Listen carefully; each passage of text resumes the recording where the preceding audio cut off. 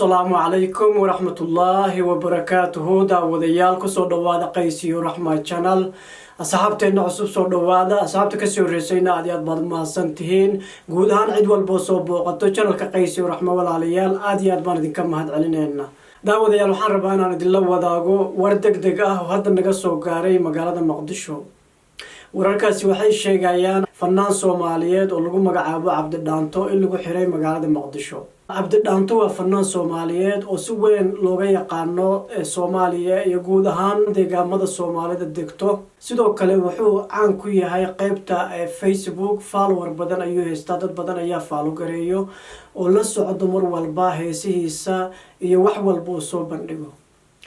Cabdi Dhaanto badana wuxuu kamid ahaa fanaaninta live soo galo oo Facebook ka soo hadlo ama la hadlo shacabka ku xiran u soo gudbiyo arrin kasta oo la soo gudboonaato.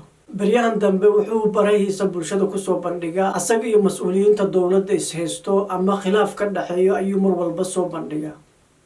dhowr jeer ayuu hadda ka hor baraha bulshada ka sheegay gaar ahaan Facebook ka sheegay in loo hanjabay la xiri doono ama xabsi la dhigi doono. taasi waxaa ka sii horeysay wuxuu sheegay in la jir dilay si xun loo garaacay ciidamada dawladda garaaceen oo jir dileen ayuu sheegay. dhacdada ugu dambeysay oo Cabdi Dhaanto ka hadlay ama barihiisa bulshada soo dhigay asagoo markaasi live ku jira Facebook inay isku dhaceen asaga iyo wasiir maama Khadiija Maxamed Diiriye. markaasi uu sheegay meel xaflad uu ka qayb galay wasiiradu u diiday inuu soo galo ama banaanka u saartay kadib wuxuu reebtay malahan Cabdi Dhaanto baraha bulshada ayuu soo dhigay wax walba calooshiisa ku jiro. intaasi kuma ekaanin dhowr jeer ayuu ku soo noqday live soo galay maruu hadalla aflagaada ka fakadaan iyo maruu mas'uuliyiinta eedeeyo iyo maruu leeyahay dad la shaqeeya ayaa ii soo dirtay waa la idili rabaa waxyaalahaas oo dhan dhowr jeer ka sheegay Facebook. sida kale qof kale dib ka sheeganayo Cabdi Dhaanto mana maqal waa qof fanaan ah oo la jecel yahay oo la taageero. ani shakhsiyan baraha bulshada kama arkin qof intuu baraha bulshada soo fariistay Cabdi Dhaanto wax ka sheego ama aflagaadeeyo wali ma aanan arkin. dabcan way jiraan dadka YouTube leyda ama Facebook ka soo galo dhalinyaro oo iska dadka maaragtay caado ka dhigtay inay dadka caayaan ama aflagaadeeya mas'uuliyiin ahaadaan fanaan ahaado sheekh ahaado wuxuu rabaa ahaado dad iska aflagaadeeyo way jiraan. kuwaas haday jiraan ma sheegin balse qof macquul ah oo wali Cabdi Dhaanto aflagaadeynayo caayayo baraha bulshada ka aflagaadeynayo ma arkin. asaga cabashooyin badan ayuu barihiisa bulshada soo dhigay. cabashooyinkaas oo dhan waxay ku saabsan yihiin dawladda federaalka mas'uuliyiinta dawladda u shaqeyso. way yar tahay dadka shakhsiyaalka ay haystaan ama uu wax ka sheego ma badno. hasi ahaatee maalintii shalay bisha January 27 sanadka 2020 ayaa xabsi la dhigay Cabdi Dhaanto.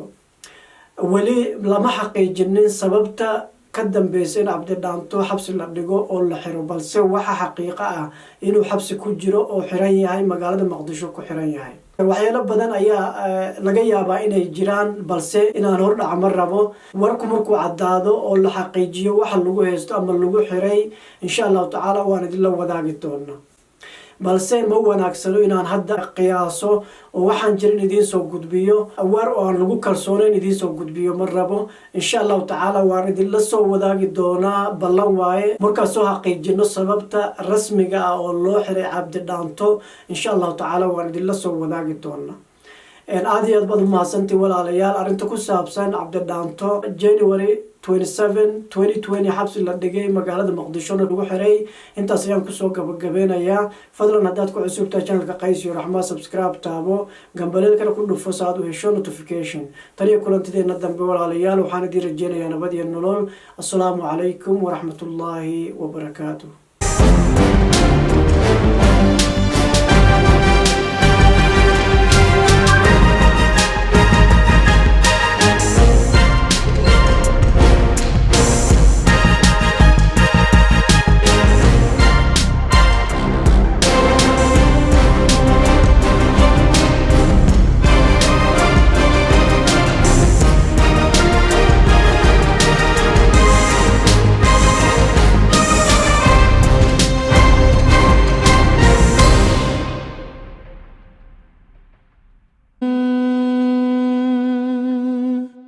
السلام عليكم